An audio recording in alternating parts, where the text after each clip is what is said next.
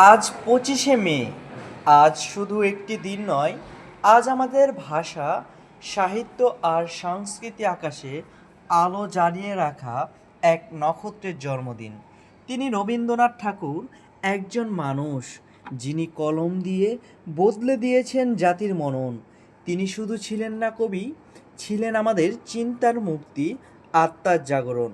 তিনি বলেছিলেন, যদি তোর ডাক শুনে কেউ না আসে, তবে একলা চলো রে। এই লাইনটা আজও আমাদের সকলের সাহস হয়ে দাঁড়ায়। জীবন যখন অন্ধকার নেমে আসে, রবীন্দ্রনাথ বলে দেয়, আলো আছে, খুঁজে নাও নিজের ভিতরে।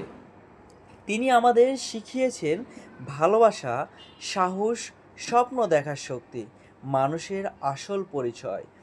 আজ তার জন্মদিন। আমি তাকে শুধু শ্রদ্ধা জানাচ্ছি না, আমি তাকে আমার ভেতরের আলো বানাতে চাই। কারণ যতদিন বাংলা থাকবে, ততদিন রবীন্দ্রনাথ আমাদের হৃদয়ে বেঁচে থাকবে। শুভ জন্মদিন কবিগুরু, তোমার পথে হাঁটতে চাই বারংবার।